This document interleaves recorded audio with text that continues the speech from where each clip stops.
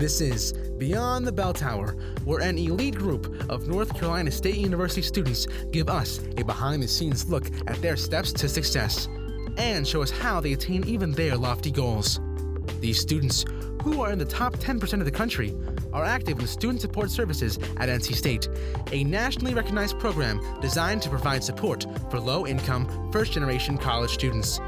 Nationally, this population has an 11% graduation rate within 6 years. The Student Support Services students surpass that rate each year and go on to become doctors, dentists, accountants, and engineers. They work at Google, Apple, and the NCAA. They have earned PhDs in Ivy League colleges. These students go well beyond the bell tower to reach this level of success. So welcome to Beyond the Bell Tower, a podcast by TRIO students for TRIO students. And this is Sarah Wright talking to Khalia Braswell. Hello, hello. Yeah. So we are super lucky to have Khalia come back onto campus to speak with us. Khalia was a TRIO student in what years? Well, I was at State from 2008 until 2013. Yeah. So she is a great TRIO alum, and you are in town to give a speech for our TRIO end of the year celebration. Yeah, I'm excited. Okay. What are you going to be talking about?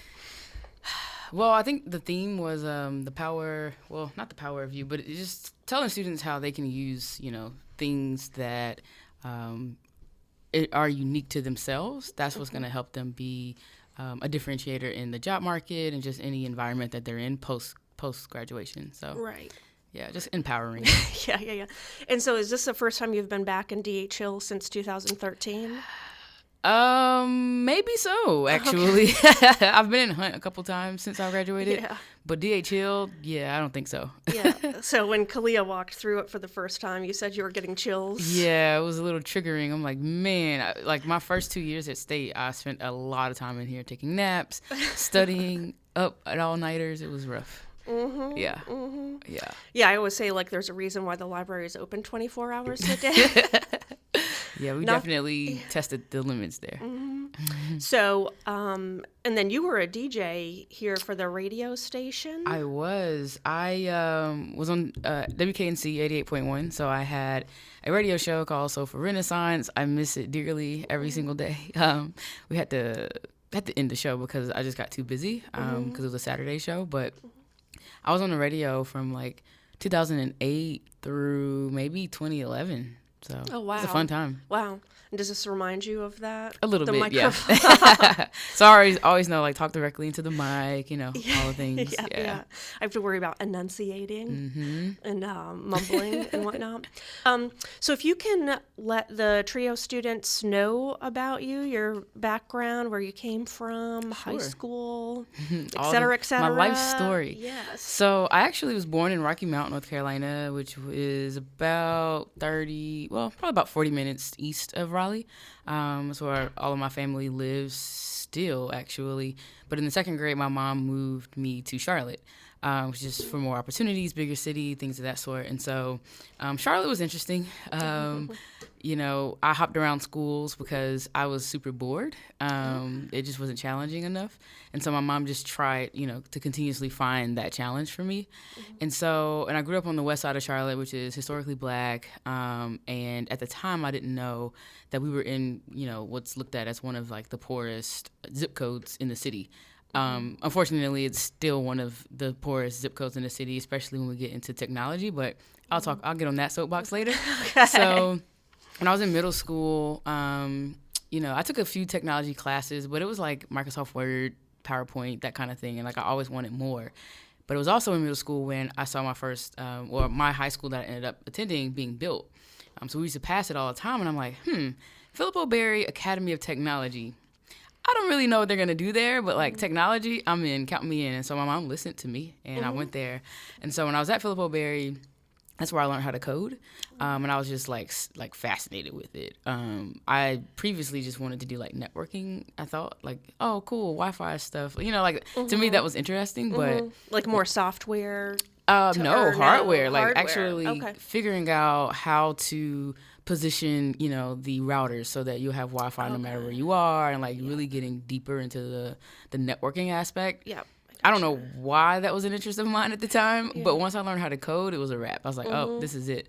Because I thought it was fascinating to use a programming language to create something that can evoke emotion out of people, and they never see your code, but they see what the other side of it is, which relates deeply into where I ended up post grad. Yeah, because people don't normally think of computer science and emotion together. Right. And so my mom was the one that kind of like triggered that for me, because I created a notepad, which I thought she was going to be like, Khalia, we have a notepad on our computer already. This isn't special.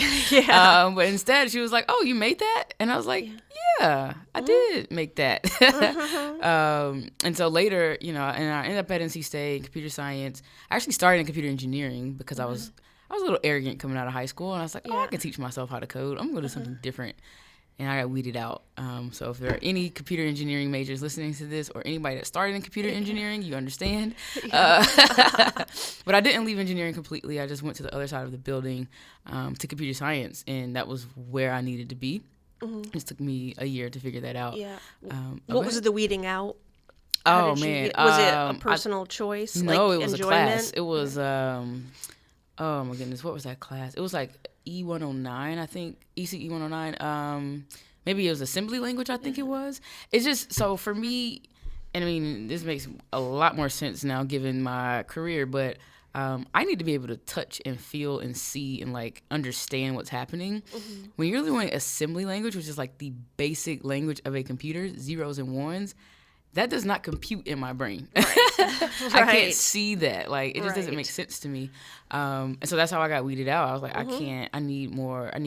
So in computer science, there's a concept called object-oriented programming, but it's all visual, right? It's like, here's a form, here's a button, I need that level of understanding in order to stay with it. Right. Yeah, and that's the piece, is selecting a major that goes along with the way you learn. Yes. And how you operate through the world. Right. Like, just because you started in electrical engineering and had to switch, it didn't mean that you were less capable or you failed, at your goal or anything like that. And that course ended up transferring over to cancel out something else in the computer science department. So it worked out. Yeah. I was where I needed to be.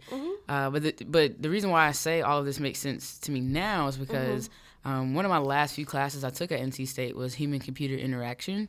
And I was so excited. I was like, oh my goodness, this is what I've been looking for. Because human-computer interaction really takes in the psychology, even to a degree, sociology, but it's people, right? And understanding how do people understand technology. And I loved that class.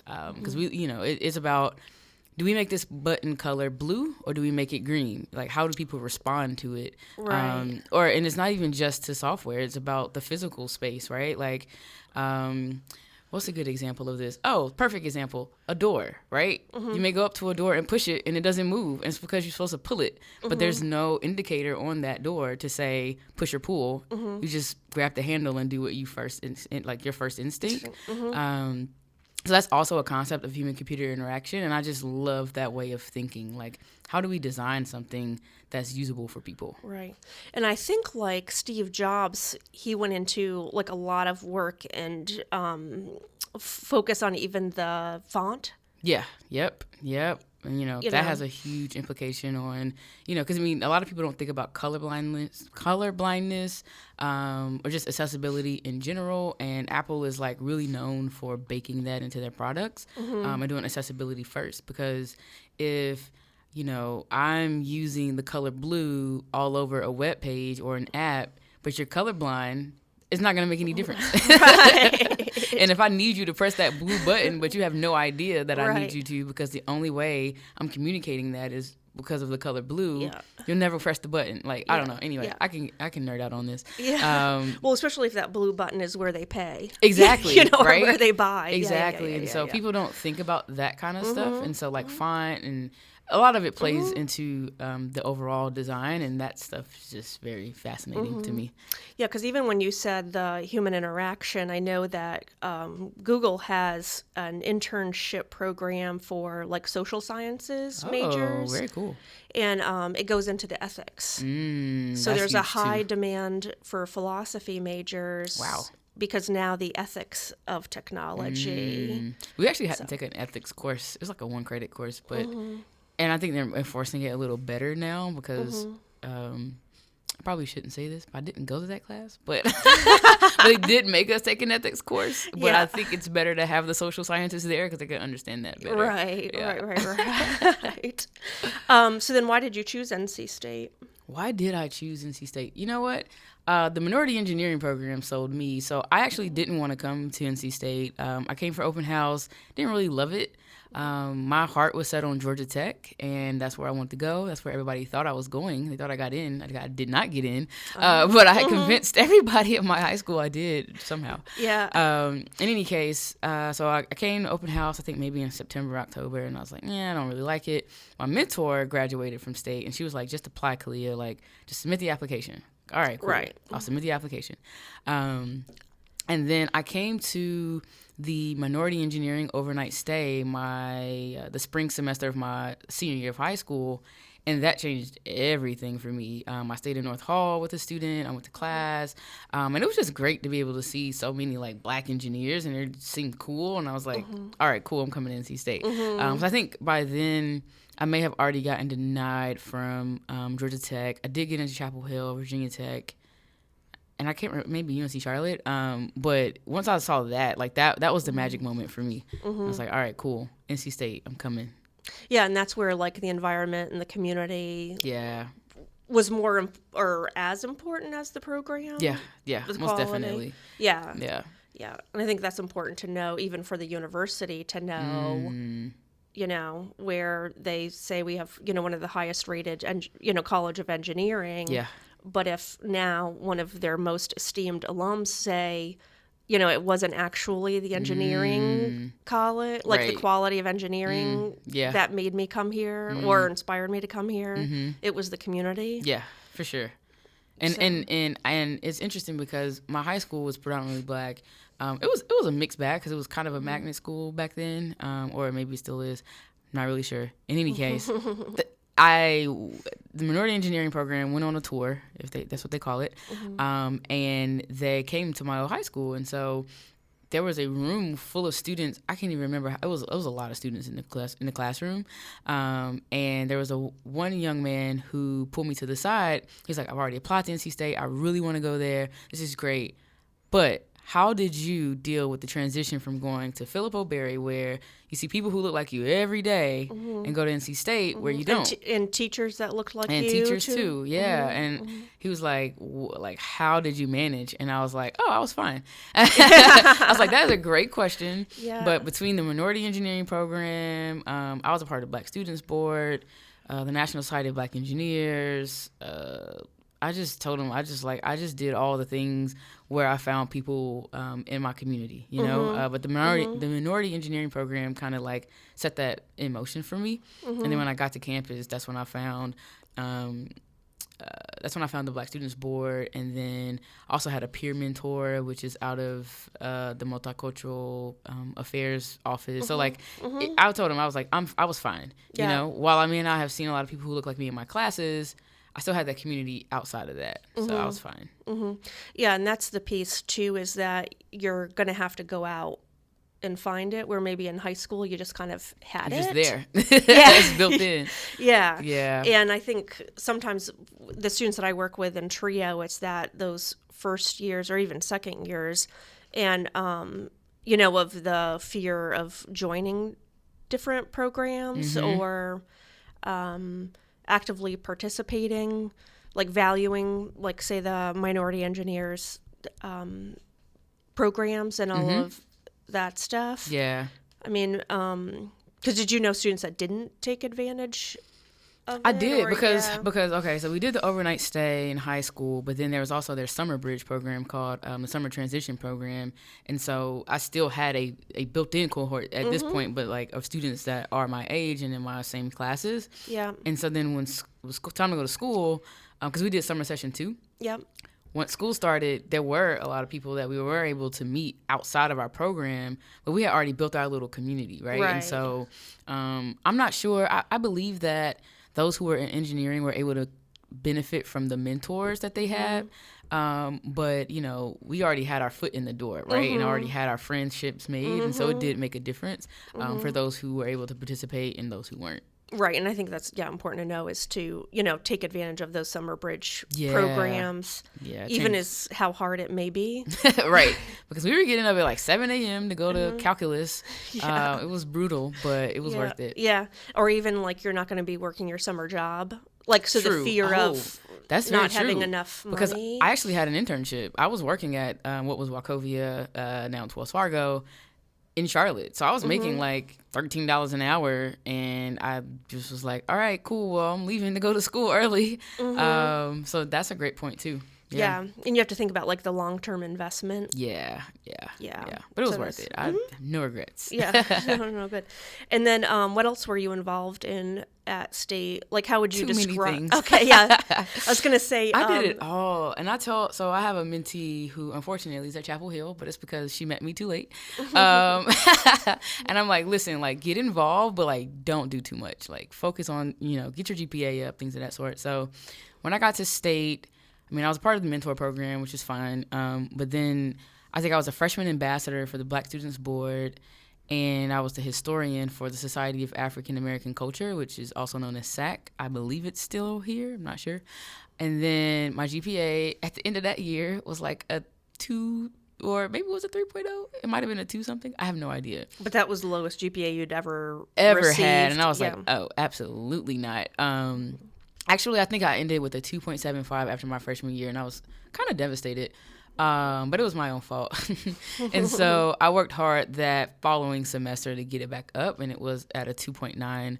And then it just kind of fluctuated throughout my time here. And then I finally got that 3.0 back. We can definitely talk about this if you want, because Yes, it go is a into comeback story. Oh, Yes, well, yeah. I mean, so to get back into your question about involvement, I also wanted to be a part of sorority. So I did join Delta Sigma Theta Sorority Incorporated, and the minimum GPA for Delta was a 2.75. I had the 2.75, literally. But I'm like, okay, these are like women who are very esteemed. I can't go in with the minimum GPA. And so the semester after my freshman year, I worked really, really hard to get my GPA back up. And I was able to get it back to a 2.92. And then my sophomore year, that spring, that's when I joined the sorority.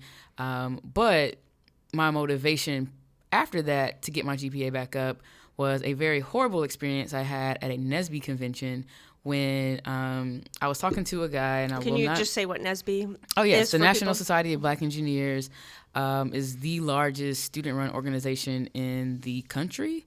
I think that's still our motto. And it's a phenomenal organization, and they have national conventions every year. And it's nationally known by professionals. Yes. And it's not viewed as just a student, Right. Because initiative. It's a Yes. professional. Yeah. Because they have K through 12 chapters, collegiate chapters, and then there's the professional arm too. So even when you leave, you can still be a part of the society, which is amazing. And so the convention is huge. Companies come from all over to recruit. And I had a portfolio with my resume in it, and I was talking to a recruiter, and he was like, oh, okay, well, let me see your resume. As I'm pulling out my resume, he's like, well, what's your GPA? And I was like, a 2.9, whatever, 5, I don't know. He closed my portfolio. He didn't even want to see my resume after that. So he physically put his hand on your physically portfolio. Put his hand on my stuff. Oh, my goodness. It took all of me to not react because, in this situation, he's in a position of power because I need an internship. But at the same time, that was very rude. Very rude. And I have X'd that company off of my list forever. And was that your first convention? I don't think so. Okay. And I can't even remember the location. It may have been St. Louis because Nesby tends to hop around cities a lot. I think it was in St. Louis, but I can't remember right off. Yeah, but it was very detrimental. And so after that, I was like, okay. And then I also had a situation where I had a really strong connection for GE, and they wouldn't let me get the internship because I didn't have a 3.0 either. But I was at like a 2.97, right? So I was fluctuating literally 2.92, 2.95, 2.97. Yeah. So I was like, all right, I know I'm better than this. And it never kept me from getting an internship. It was just those particular companies. And I was like your reach goal. You couldn't get. Yeah. Right. And it's just kind of like, okay, cool. Well, I can prove to you that I can get the 3.0. And I'm going to get it. And I did. I worked really, really hard. I was interning and taking summer school courses, and I'll never forget the day I was at work. I was interning at Fidelity Investments, and this is when I was taking like summer school courses the entire summer, which is brutal to also work, but I did it. And I remember pulling up my my like GPA, and it flipped to a 3.0. And I don't know if I cried in that moment, but it was very like, oh my God, I did it, right? And I didn't go back after those companies at all because it's like, no, you didn't want me at my 2.9. You're not going to get me now. Right. But I can prove that I can do it, you know? And it was just one of those things that I needed to do for myself. And I was able to keep that through graduation, which was cool. And again, it never stopped me, but I ended up writing a blog post about it that ended up getting printed in the Nesby magazine, actually. But it was therapeutic for me to write. But so many people responded, like, that was very inspiring. And I was like, oh, okay.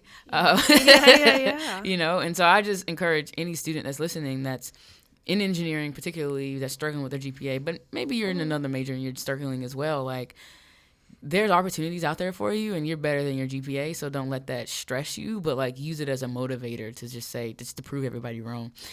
And when I went to grad school, GE was blowing up my phone to get me to intern because I had like a 3.6 or something like that in grad school. But you know, and I ended up not going to work there. I ended up at Bank of America that summer. But the point is, you know, just continue to be great.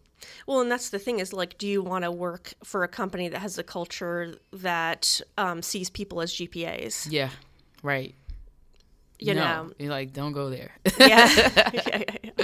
I mean, and so obviously, if you had a 3.2, you would have gone there and perhaps had a great experience. Yeah, I mean, my friends had a great time, and I had a great time where I was. But it's like that giving the chance of seeing like the holistic student, you know, knowing that it's an internship for you to better yourself. Right, it's not, right. Why would you do that? And I think a lot of companies have changed their practices, you know, and to be fair, a lot of companies, you have to have some way to weed students out, right? And unfortunately for a lot of companies, it was the 3.0. And it's like, oh, you don't have it. It just makes it easier for them to narrow down candidates because they're getting applications all the time. So from a business perspective, I get it. But like, you don't want to crush a student if they're a rock star, right? And I knew I was a rock star, but they just didn't care. So now they can catch me on Forbes.com. I'm just kidding. Totally kidding. Yeah, they can read about you. Kidding, kind of. Yeah. No, don't kid. Don't kid.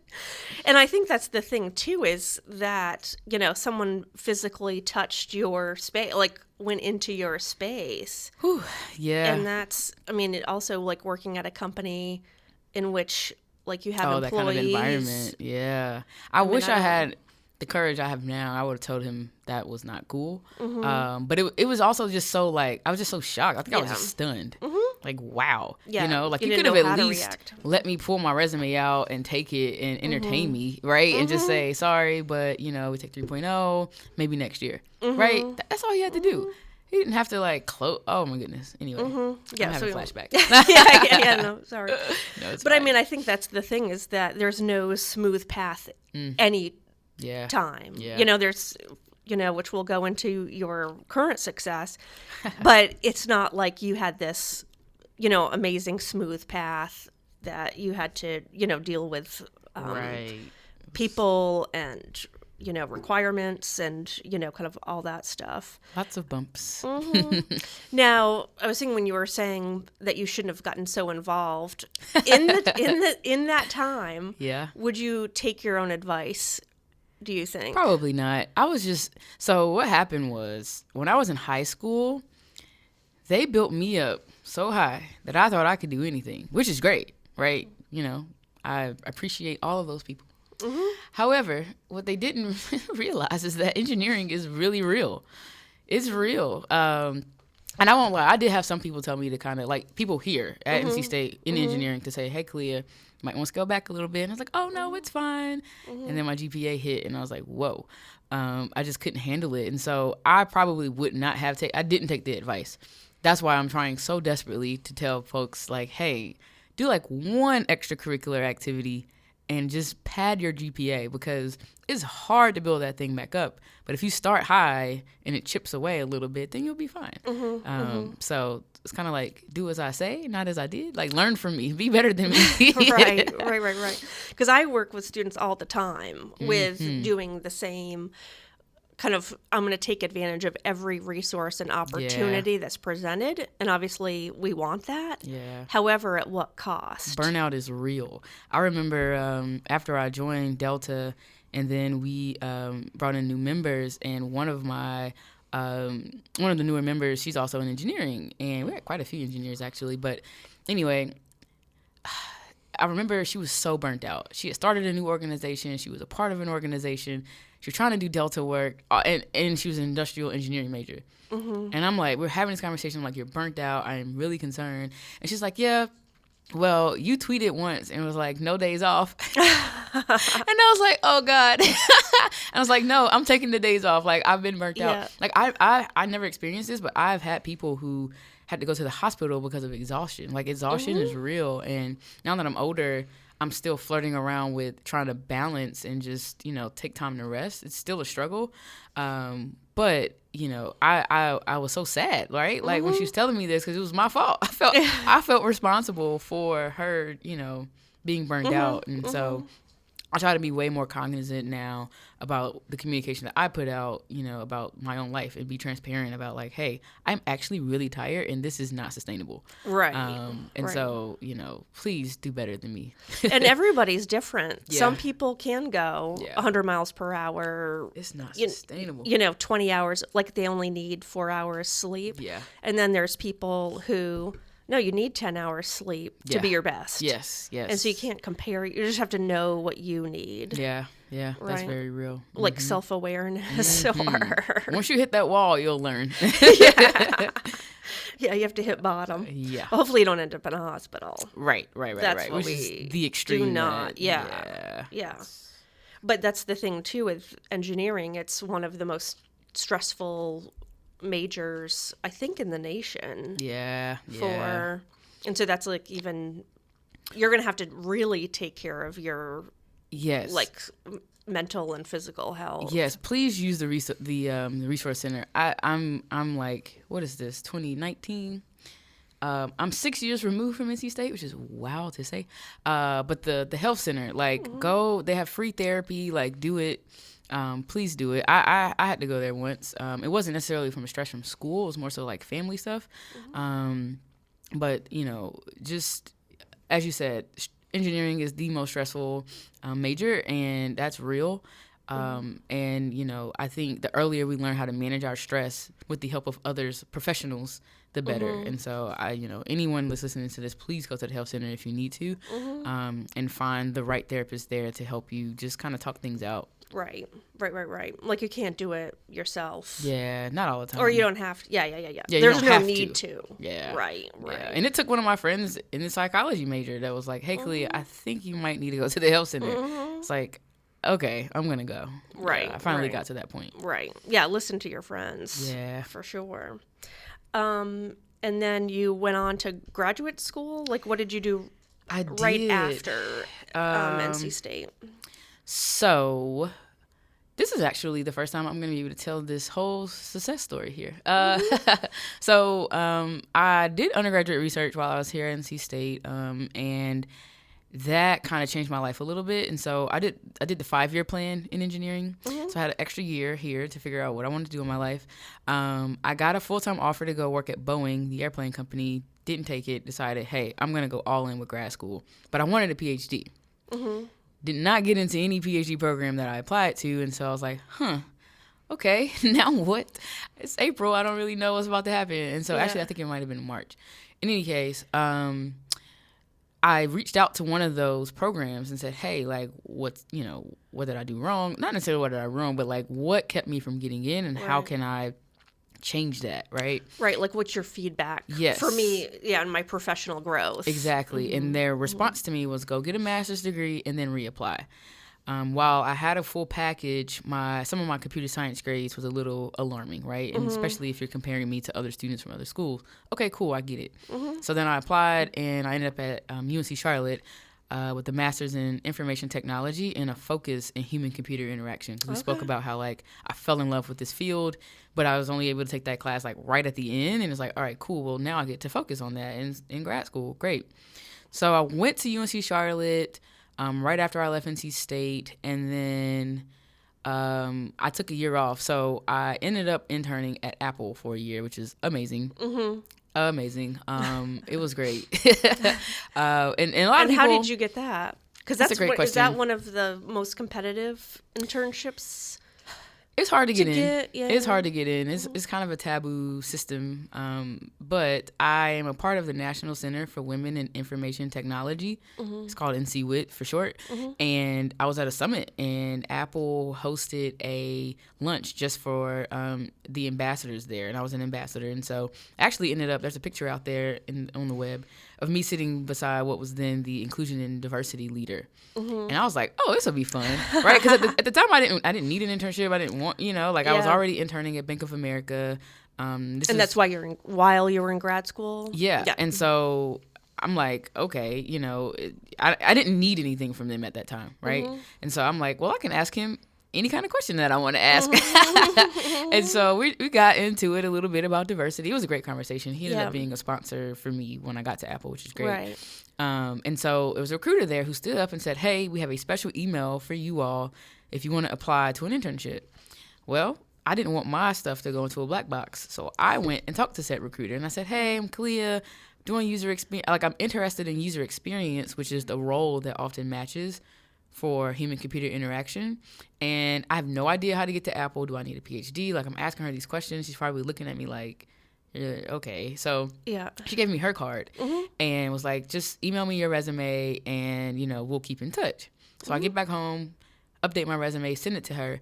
What ended up happening is she knew of a manager that wanted a diverse candidate for user experience, whether diversity means race, whether that means gender. Like, well, he definitely wanted a woman on his team. I think he got a double bonus with me. I would like to say that. I think he would agree. Anyway, and so, it's like, I found a team that, you fit the description for. Do you want to interview? And I'm like, cool. So the recruiter said that the manager wanted me to come for the fall. So I'm thinking, all right, bet. I'm going to take a semester off of school and just graduate a semester later. My interview comes around, and I actually took this interview. So Apple is located in California on the West Coast. So I was interning at Bank of America, and I remember dashing out of my office at 5 p.m. so I can get to my car to take this interview because it was a 3-hour time difference. So I took it right after work. Hop on the phone, and I'll never forget, my manager's name was Alan, and he was like, hey, Khalia, love your resume, whatever. Would you be able to come out here for a year? And I just instinctively said, sure. Yeah. But when I got off the phone, I was like, wait, who takes a year off a 2-year master's program? Like, no one does that. I felt crazy. And so I started, reaching out to folks that I knew that had interned, or not interned, but had gone to grad school. And I'm like, is this normal? But I looked at UNC Charlotte's guidelines, and they were like, you could take 2 semesters off without having to reapply to the program and come right back. Like nothing ever happened. And I was like, all right, cool. Well, I'm going to Apple for a year. So to answer your question, the long answer, or the shorter answer is I networked my way into Apple. I had 2 interviews. I never had to apply. I sent that email. I sent the resume. Had 2 interviews. They loved me. And the rest is history. So, that's what I work with every day is students who would never physically approach face-to-face, say like an Apple. It's just like, what if they say no? I don't know what to say, So what would be your advice to the person who doesn't even have a lot of experience with approaching even faculty, and asking for things. Could they practice with you? Yes, they Or are can. you too familiar? Yeah, I would. Put them with a not... trio staff that they don't work with. Okay. So perhaps. my advice would be to practice one, maybe even just as simple as, using what's available to you on campus, right? So when I got to DH Hill today, I didn't know where the podcast studio was. So the first thing I did was ask the guy downstairs, hey, do you know where the TV studio is? Like, just get used to asking people you don't know questions, relevant questions, so they won't look at you like you're crazy. But Right. get in the habit of that, and I think that will help lower the barrier. But also understand that companies need you. Right? So, to be more specific about how to approach a recruiter, companies need you. So keep that in mind. While they have the power of hiring you, you have the power of saying, like, hey, you need me, and tell them why, right? Like, always remember the why. Why do they need you? Don't be super arrogant, but just be confident in it. And I think the best way to practice, again, is to practice on strangers, just asking questions. Don't attack people in the brickyard or things of that sort on the bus. Ask people, at the service desk or whatever. Like, just get used to approaching people you don't know and asking them for help. And then that'll kind of, like, build your confidence up for when you go to a recruiter, or utilize the career fair. The career fairs, though, can be a little stressful. So I actually would say, depending on your anxiety levels, like career fairs used to freak me out a little bit. And so anyway. Because it's too chaotic. It's chaotic, and then it's just like, man, I don't know. There's a lot there. But what I would say is go to the more private meet and greet, if you will, events that companies hold. That's how I got my Boeing job too. I got there early, introduced myself to the recruiter that was leading the session, talked to her after. I was like, hey, here's the roles that I wanted to apply to. Here's my resume. So I would say try to approach them in the more intimate settings than like a career fair. Right. But just builds your confidence up. Right. And that's the thing is you had that negative experience and it didn't stop you. Man, yeah. But yeah. Yeah, and that might be why career fairs freak me out. But yes. Yeah, because if it's like you have one, bad experience, it doesn't mean that it's going to happen all of the time. Yeah. Right. Yeah. And that's the piece too, is if that Apple recruiter knew she needed diverse employees and diverse interns, she didn't necessarily approach you. Right. Like you had to approach her. And start the conversation. Yeah. Yeah. So it's like, even though they say we want diverse candidates, and you're like, well, why aren't they coming up and talking to me? Right. So it's not like gonna happen that way. No. So then what did you learn from Apple, or what were your experiences? How did that impact you? Yeah. So, the full story is that I went to Apple to intern for a year. I went back to finish my master's degree, and then I went back to Apple full time. And, it wasn't all roses, right? But I learned a lot about myself while I was there. I learned a lot about the tech industry while I was there. I learned, one thing I can say specifically I learned is that I don't do well when I'm being micromanaged. And so what my internship team taught me, like the manager that I had there, and just our culture it was a very feedback positive culture, right? So I would have one-on-ones with my manager, and he'd be like, all right, so what feedback do you have for me? And for a while, I was like, I don't have any feedback for you. Like, what? Yeah. Just an intern. What do you mean? Yeah. Or is this a setup? Right. Or is this a setup? Right. And so I had to, like, fill him out. He's like, no, Khalia, like, I know I'm your manager, but, like, I need feedback, too. Like, I'm not perfect. So the next time we meet, I need you to give me some feedback. And I was freaking out. Like, what do I tell my manager? And I ended up getting comfortable with it. And I remember there was a time where he said something to me that I actually didn't agree with. And so during the one-on-one, I brought it up. And he was like, thank you for that feedback. So, I learned how to get comfortable with sharing feedback to someone who, manages me, right? Go ahead. No, I was going to say is like he didn't like it when you didn't give the feedback. Right. He preferred to get the feedback. Right. And that team was very unique. I learned a ton. I learned like actually work stuff, right? Like I learned how to be a designer, which is great. And, I went from being, someone holding my hand to like me just going off and doing the work myself, which is great. I also learned how to advocate for users. So in user experience, it's all about what the user wants. So the person that's actually using your app is the most important person in the entire project, right? And so I remember we were in a meeting and my boss actually disagreed with a button color. Okay. And I said, oh, well, the users said, and he was like, he looked at me, he was like, oh, all right, well, keep it green. I was like, yes. Like, so I was able to use that as a weapon, and I was like, yes, I won. Yeah. And so, you know, those are more tangible things that I learned, but. Well, and that's like using the research. Yeah. Right? Yeah, like using the research. Yeah, the survey information. But so I you're was coming back with him with information. Exactly, and I was confident enough to be able to say it in a meeting with engineers, designers, you know, just like, well, no, I think it needs to be this way because of the users. This is my job, so, you know, and he trusted me, so it worked. So that was cool, and then I also learned a nifty little trick. So for those of you who are going out into corporate America, if you would like to talk to an executive, maybe not the CEO, right, but people who report to the CEO, Yep. or even on down, the trick, I'm giving you $1 million trick here, is to email their admin. The admin has the keys to everything, literally. The calendar, like literally everything. And so while I was at Apple, I was able to meet with Lisa Jackson, who runs environmental, government, and education initiatives at Apple, who previously led the Environmental Protection Agency under President Obama, which is very cool. Right. She's actually like a mentor to me now, which is great. She's also in my sorority, so I use that as my in. But someone gave me that tip, like, hey, email her admin if you want to get on her calendar because she's never going to respond to your email. Right. In which she did respond to my emails, but like the admin got me in the door. Right. Well, it's the admin that actually tells them where they're supposed to be and who they're meeting. And so they'll fit you in. Now, it might take months. So if you're interning, like do this first thing, like find that one person that you want to meet with.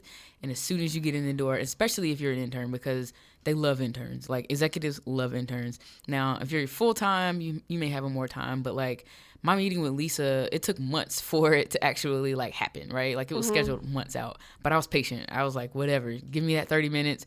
2 months away, I'll wait. My last day at Apple as an intern, I met with Denise Young-Smith, who ran human resources at Apple, also a Black woman. And I told her all the things that didn't really go right. But from an intern perspective, you know, all of these companies in tech are struggling with diversity, right? So they have all of these recruiting mechanisms, but my issue was the retention. I didn't feel like there was enough going on in the company to retain those of us that were trying to get there, right? And so I shared that with her. And she was writing notes the whole time I was in her office. And she's no longer at Apple, but, you know, I'm in a group chat with her now, right? Or like if I need to, I can text, hey, Denise, you know, I can text her. And so I'm not saying that you're going to be like super duper cool with these people when you leave them. But, you know, if you want to go talk to an executive, I definitely suggest doing that and just introducing yourself and having something to talk about because it's a short time. But email their admin. So I learned that too while I was there. I had a great time as an intern. I mean, and even at Apple in my 2 years there, I was able to see Stevie Wonder perform. I saw Pharrell perform. I can't think of anybody else because those were awesome. I was able to hear from... oh man, her name is Carla Harris, I think. She's an executive at JP Morgan, I believe. Phenomenal. I was able to see and meet. So I actually took a picture with Tim Cook, who's the CEO of Apple, but I was able to meet, oh my goodness, he's a civil rights leader. His face is in my head, but I can't think of his name. But I was able to have these opportunities just because I put myself out there and was a part of like what was then called the African American Employee Association. And so I was able to have these opportunities that, you know, people don't always get. So it was awesome. Right. And I think that's the thing is like if you come giving feedback in a professional way about their company, it's like you're on their level. Yeah. It's like your peers or whatnot. Yep. Yeah, and that's the thing, and I didn't read this too closely, but that's the piece where like they're talking about like the recruiting of diversity in computer science and tech companies, but I'm not seeing a lot of the research on retaining. Yeah, It's what do you know about like retention of diversity in tech companies? From a research perspective, I'm not sure what the data looks like, but like, if you nationally, but if you pay attention to like the diversity reports that Apple, Google, all of these companies are putting out, you can kind of look at the numbers, right? You can see where the dips are year over year. Like, I think Facebook. This is not a quote. Facebook had some crazy stat where they had only hired like, I don't know, less than 10 black employees one year, or something crazy like that. And so if you start looking at the data, I think people started releasing these reports maybe as early as 2014. So if you just kind of look at 2014, 15, 16, 17, at the percentage or the exact number of black, Latina, I think they may have put Asian in these data points as well. But if you look at the minority data year over year, you can kind of tell like the trend. And I'm just speaking from my own personal experience. Like, I have several different group chats that were created while I was at Apple. It was all black people, men and women, and many of them is like one or two people still at the company. Now, granted, some of those people were there 5+ years. Some of us were there 2 years and we left, right? And went to other companies. And you just think about that, and it's just like, wow.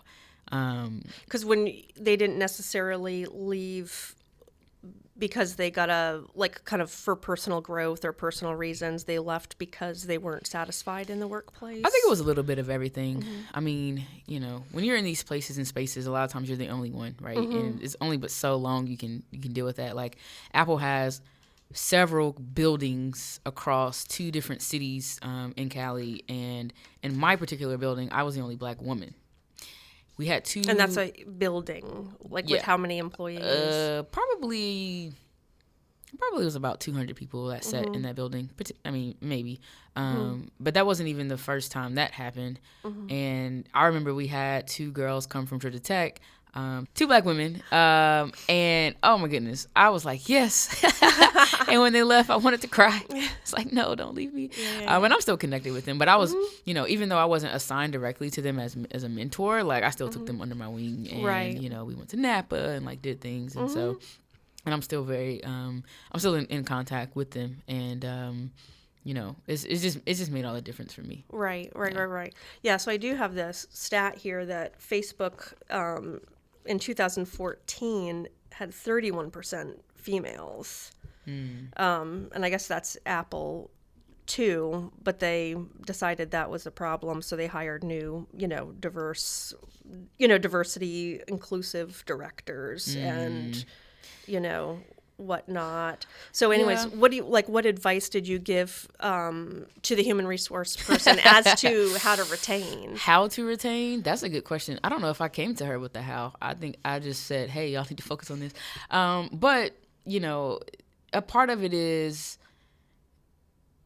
so while I was at Apple, I mentioned NCWIT earlier, the National Center of Women in Information Technology, which will come around again when I talk about INTech, but NCWIT has a summit every year, and I was able, when I was full-time, to go to that summit with Apple, and they took a lot of senior executives, not the folks that directly report to Tim Cook, the CEO, but like 2 levels down. Right. So that was a unique opportunity. Right.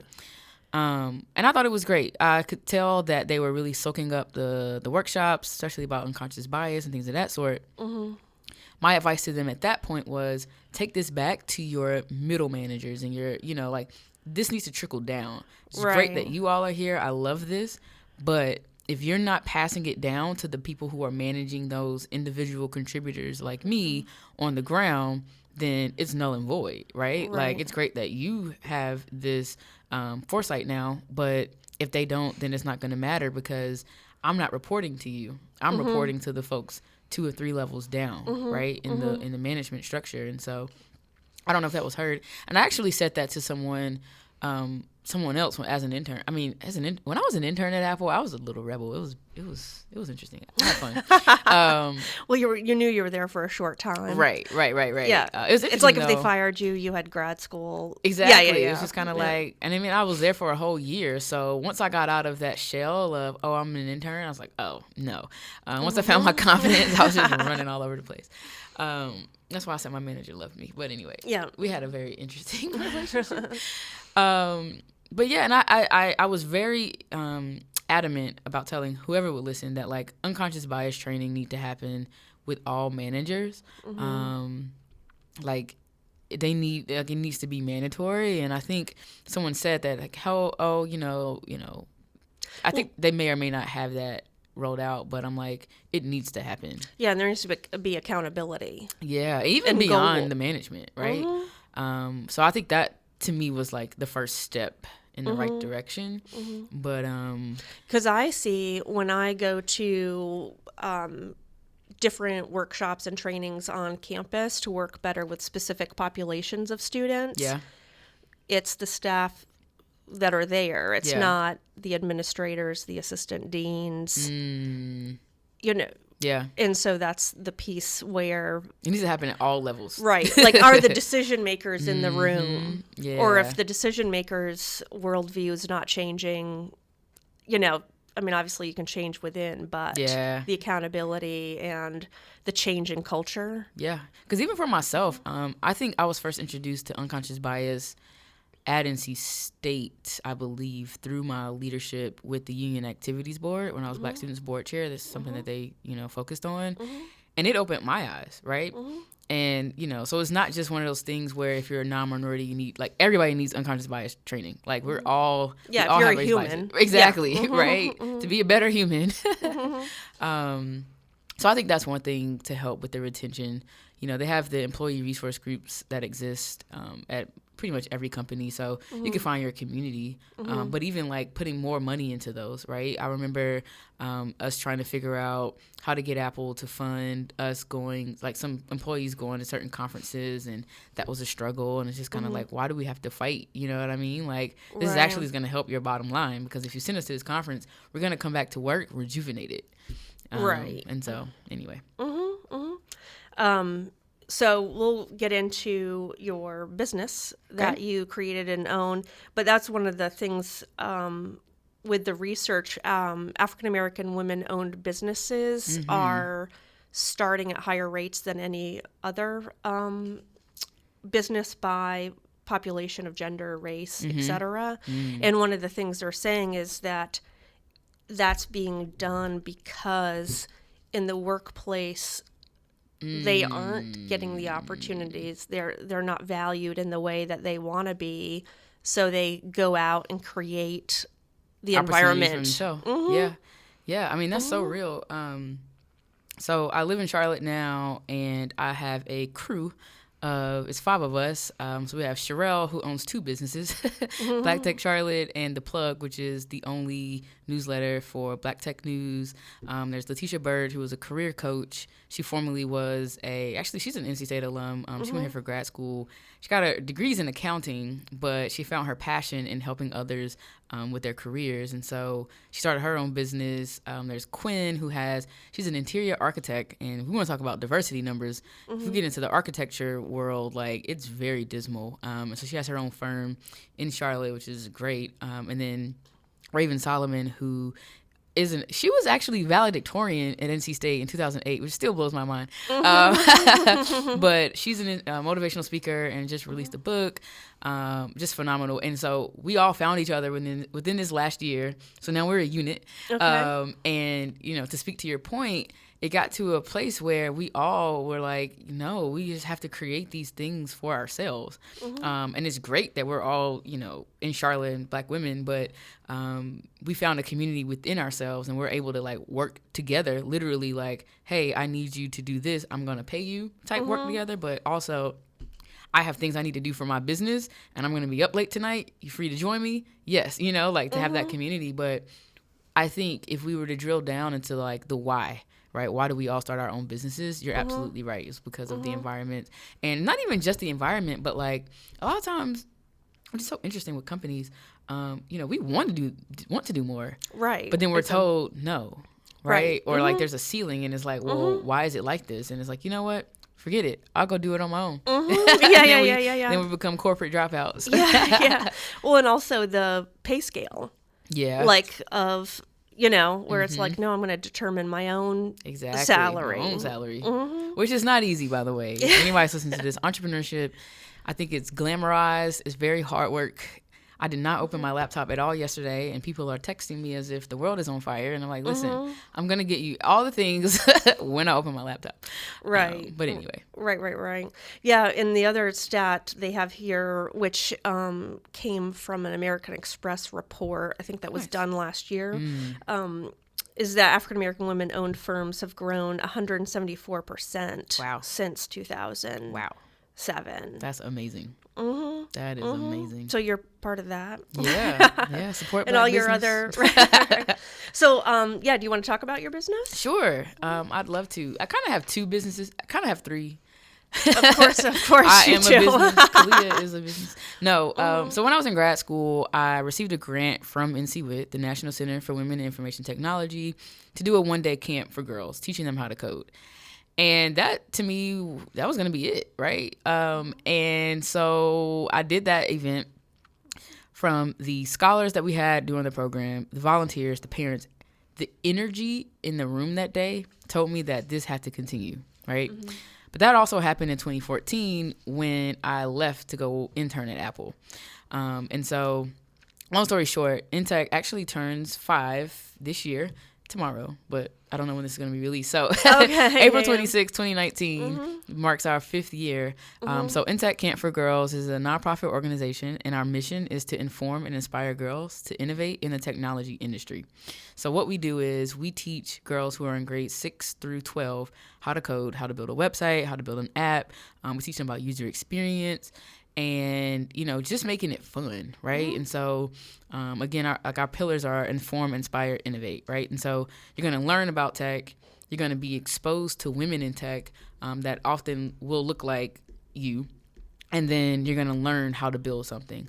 And so our flagship program right now is our summer camp, which we do host at NC State. We've been here for the past 2 years with our partner, the Women in Minority Engineering Program. See how that came full circle? Yes. And actually, the director, Ms. Angie, her daughter is in my program. So that's awesome. Okay. Yeah, so super duper full circle. But connections are super key. Critical. Yeah. Like you can't do it without Ms. Angie has known me since 2008.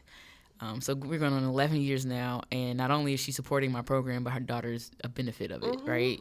And so it's just been phenomenal, honestly, the journey. Just like I always talk about Ryan, who came to our first camp. She actually left early that day, I remember, because she's a soccer player. So she came to the first camp as a 7th grader. She and I reconnected last summer through another program that I was teaching her for, but it wasn't until the end of that program that I realized, like, wait, you're in INTech. She was like, yeah, my mom reminded me, but like I forgot to say something. And I was like, typical teenager. Yeah. But now she's my BFF. No, I'm just kidding. Ryan is actually going to A&T in the fall to study engineering, right? And when I looked at her application from 2014, it said that like INTech was her first exposure to tech in a formal way. I always talk about Harmony Riggins, who also was at that first camp, who's now one of my mentees, and her mom is my mentor. I actually used to live with them when I was in grad school, so they're more like family, but Harmony now wants to do user experience at a top tech company, right? I'm actually taking Harmony along with 3 other of our scholars to Facebook's headquarters next week, and they earned that trip through a project that they did for me in the fall. They submitted it. It's a nationwide program, and they got selected for an all-expenses-paid trip to go to Facebook in California and do a hackathon where they're able to build a product alongside Facebook engineers. I'm going to take them to Apple. I can say this on here, but it's a surprise for them.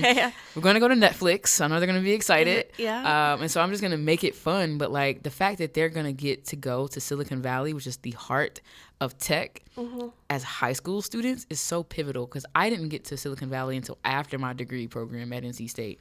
And when I got there, I was like, how am I just getting here? Like, it was like, this is nerdland. Like, if you're in tech, you need to go to California at least once, to the San Francisco Bay Area. Right. It's nerd Disneyland. Oh, my goodness. If you're on the 101, which is one of the main highways, literally the billboards are in code. Like, that's how nerdy it is. And, like, you're driving down the highway, and, like, you'll see, like, a company of an app that you use, and it's like, oh, wait, I use that app. It's nerdland. But anyway, you know, I can talk about INTech all day, but... Well, I think that's the thing is, like, so a 1-week camp literally has changed the trajectory of that student's life, future family. Yeah. Because with a degree in computer science and then a career in computer science, she will, you know, always have quality health care. She will always live in a quality, you know, safe home. Yeah. Her children are more likely to go to college. Like, they will definitely go to college. You know, it's like her family and her will never be the same. Like, she'll have challenges, it's but it'll economic. be... It goes back down to economics. And I'm so glad you brought that up, because it goes back to what I was saying earlier about the zip code that I originally grew up in Charlotte, in which is still one of the main zip codes that is being affected by the digital divide, right? And so it's so funny. I have one journal that I kept from when I was in high school, and just reading it just kind of made me laugh. But I didn't realize that I was considered poor, right? You know, we just... It is you what just it live, is, yeah. right? So we were poor, right? Whatever. I never thought about it that way, but from a society perspective, we were. Whatever. Cool. All right. Well, what I was able to do through tech is make it out of poverty, right? Like, I'll never have to live like that again because of your exact point. And so in Charlotte in particular, I don't think this is the case in Raleigh, but there was a report, and I just took a deep breath, because people in Charlotte talk about this all the time. There was a report put out a few years back. It was a study done. And Charlotte was number 50 out of 50 cities across America that stated if you were born in poverty, you're not going to get out. Yeah, North Carolina has, or they did, I don't know, 5 years ago, out of the top 10 cities in hunger. Wow.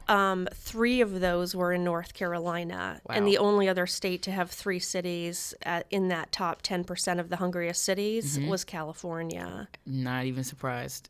Not after living there. Like, the homelessness is crazy. And so in Charlotte, since that's where home base is for me, I hear this all the time, and I'm like, okay, you want to talk about economic mobility, like being able to get out of poverty? We need to be teaching these students technology. And it's not all about coding, like coding. That's all you hear about. It's not just that, because coding isn't for everybody, right? Like, I didn't go into detail, but, like, coding got me into tech, but that's not what I like to do, right? I like the design aspect of it, the people aspect of it, because I'm a bit of a unicorn. I like to talk. I happen to like people. And so, but I'm, like, you know, to be transparent, you know, I left Apple on my own terms. I was making a 6-figure salary. I had a whole lot of stock that I left on the table. That's another discussion. I know. I had a whole lot of stock. But to get all the stock, I would have had to stay there for 5 years, right? And so I decided in 2018, I'm going to leave to do INTech full time. And I didn't have all the answers, but I did have money saved, right? And I knew I had some stock that I could fall back on if things really got real. The only way that I've been able to sustain myself is because I had that job, right? And, you know, my family definitely didn't understand. Like, what do you mean you're quitting? Where are you going to get money from? I've not had to ask anybody for money in this year plus time of me leaving my job, right? And it's because of the skills that I've been able to gain through tech. And so it's a economics, like, it goes back down to economics. And so that's what I want to do with INTech, right? Like, I know these girls are capable of doing whatever they want to do, right? We just got to give them the skills and the confidence to do that, in the people, right? Like, show them, like, hey, you can do this too. And I know they get inspired by it. That's what keeps girls, like, they come to me every other year. I mean, every year, like, until they age out of our programs. And so now we're at the point where it's like, all right, we have to get something baked in for high school students, because our camp is just for middle school girls. And once they go to high school, they're looking at me like, okay, now what? And so last year we got funding from the United Way, and we were able to do a pilot for a high school program. And my thing is, I'm super educated, right? Like, I went to NC State, went to UNC Charlotte, about to go get the PhD that I talked about earlier. Oh, where are you going? I'm going to Temple, so I'm moving to Philly. Yep. Super excited. Got a presidential fellowship. Super excited about that. And so... In what program? Computer science. So I'll get a PhD in computer science, yeah. And I'll probably be able to do my dissertation on the work we're doing with INTech. But my point here is that while college has worked for me, I know college isn't for everybody. And so what we do at INTech is give girls skills where they can make money right away. Right. Building websites or just, maybe running someone's social media or creating Google Forms. Like there's a lot of need from a tech perspective for small business. And it's like, while you may not want to go in tech as a profession, you can still use this to make money while you're trying to figure it out, right? Right, like the skills and knowledge you have at 16 years old is worth a dollar amount. Yes. And that's the value in what we're doing. It's not all about, now granted, I bake college in because, again, our summer camp in Raleigh is at NC State. Our summer camp in Charlotte is at UNC Charlotte. And I think part of our model is going to be to be on college campuses, mainly for resources, but also, too, to kind of, like, reinforce, like, going to tech, go to college. And I'm working on trying to figure out how to support them when they even get to the college level, too. We're just not there yet as an organization, but, like, here are the opportunities in front of you. That's what we do. Right. And then how do you make your money? So how do you... That's a complicated question. So with nonprofit and social entrepreneurship, there's a lot of ways to make money. The main thing that has worked for INTech is grants and individual donors. You can also get a lot of money from corporate sponsors. So for instance, and this goes back to networking, which I've been crafting this skill since high school. So don't think that I just learned this overnight. It took a lot of practice, but I went to a conference last summer. There was a lady from Walmart there. She had a lot of stuff in her presentation about virtual reality and technology and how they use it in Walmart. Cool. I went to talk to her after she got off stage. And I'm like, yeah, I run this organization. In August, we talked. She kind of went off the radar a little bit. I was like, hey, I got a high school program. I need some snacks because Walmart will donate snacks, like local Walmart. She's like, hey, Khalia, sorry I've been, radio silent, but I have a $5,000 check ready for you. You just got to go pick it up this Friday, 8 a.m. at this location. Oh, okay, cool. Doesn't always happen that easy, but that's just an example. Right. We recently got funding from the Duke Energy Foundation. We got funding from Wells Fargo. So you're like, part of your job is grant writing, unfortunately, and fundraising. It shouldn't be. Like as the executive director, like founder, like all of it. Like I shouldn't be doing all of these things. But yes, if I want to fund our programs, and I just started getting paid from INTech this year, and I just get like a little stipend. But yes, grants. We got a grant from the United Way last year. I think that was $11,000. And so, just applying for this stuff. But from a social entrepreneurship perspective, there are also competitions. So I did a fellowship out of New Orleans where they gave me $10,000 to pilot an idea. So that was money that we were able to get. Since we're a 501c3, we're able to do fundraising campaigns because it's tax deductible for folks to donate to us. We had a store up. I need to revive that for our merchandise. But, you have to get creative in the nonprofit space. But my dream is to, from a for-profit perspective, really my dream and my vision is to create a business where our INTech scholars are actually doing work for clients. And the clients will pay INTech for, let's say, a website or whatever. We'll pay the high school students to do the work, and then funding from that contract, if you will go into the nonprofit, so that'll kind of diversify our revenue, and we're not always having to go after grants or fundraise and things of that sort. Right. But then too, the students are getting work. People come to me all the time like, hey, Khalia, you know someone to build an app? Hey, Khalia, you know someone to build a website? And I'm like, I have to get this done. So from a for-profit perspective, personally, I said I had 3 businesses. I also do consulting. So like last year, for instance, there's a lady named Unique Jones Gibson. She has a lot of things. She had this campaign called Because of Them We Can, where she used to dress up little kids as like historical African-American figures, like Martin Luther King, Rosa Parks, you name it. She probably had a photo of it. And it was great. She started this Dream Village tour last year where she took this red bus. They decked it out, made it like a little mobile office, a mobile classroom even. And so long story short, I joined that tour and taught students how to code on this big red bus. It was a really awesome bus. And so we were able to teach students how to code in Atlanta, Chicago, and Wisconsin, right? So that's something else that I do outside of INTech because, INTech is purely Black, Latina, Native American girls who are in 6 through 12, right? But that doesn't mean that we can't help those who don't fall into that bucket, right? And so I tend to do consulting from a for-profit perspective in order to meet those needs, right? And then apparently I'm a brand according to my friends, so public speaking and things of that sort. But yeah. And then how do you do the public speaking? Do you have like an agent? Because I know there's like wish companies I had an agent. that Apparently, agents don't help.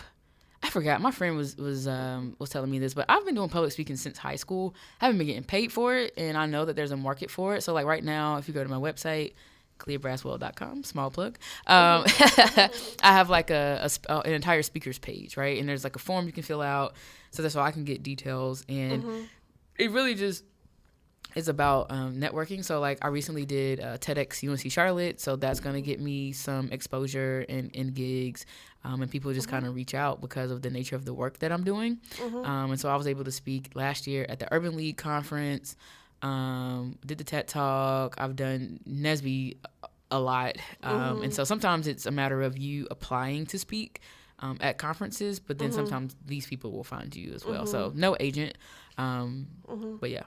And that's the thing too, is like diversifying your experience at NC State in that to learn how to public speak, how to fundraise, how to network. So you have your resources. Courses, but then like all of the other stuff that you need to do as part of your education. Because when I first got to State, I was a part of the engineering entrepreneurship program. I weeded myself out of that, unfortunately. However, I know it's grown, right? And there's a lot of resources here at NC State that you can take part of that's free. Like, and people will pay for this stuff. So if you want to be an entrepreneur, I would say take advantage of these programs and things of that sort. Take advantage of Trio and all they have to offer, because I didn't talk about how Lori set me down and we mapped out my life on her whiteboard. And that was the first time I ever thought about, and I'll never forget, she told me, she's like, you know what, Khalia, the position for you isn't created yet. Like the position for you to have is not created. You're going to have to create the position, not necessarily like as a business owner, she wasn't saying, but she's just like, basically like pitch myself to these companies. Like, these are the things that I can do for you. You don't have this position yet, but like, let's make it work. And then I created a dream board. Like, she made me sit down and say, hey, Khalia, where do you see yourself in 5 years? Like, just write everything down. And that was the first time I ever like wrote those kind of things down. It freaked me out. It took me 5 minutes to write anything on that paper. She probably remembers that. And I still have copies of that stuff. Right. And so be very intentional about writing things down, but understand that it may not happen in time, right? Right. Like, 'cause I remember writing Dr. Khalia Braswell back in 2013. Right. Well, that's not coming to fruition until 2019, but it happened, right? Yeah. And I'm not the 5-year plan girl. I don't do that. I can't even do a 1-year plan.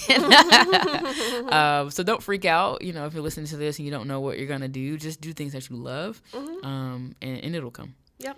Excellent. Thank you very much. And people can find out a lot about you on your website, LinkedIn page. Yep. So if you just Google Khalia Braswell or INTech Camp for Girls, I'm on all social media platforms as Khalia, Khalia Braswell, and then INTech is INTECHCAMP. Thank you, Khalia. No problem. Okay. Thank you. TRIO Student Support Services Program and Student Support Services STEM are federally funded college retention and completion programs. These programs focus on academic, personal, and career support for under-resourced undergraduate students. At TRIO SSS and SSS STEM, our goal is helping our students reach their goals. We are currently accepting new students to our program. Apply today. Go to www.ncsu.edu to learn more about student support services at NC State.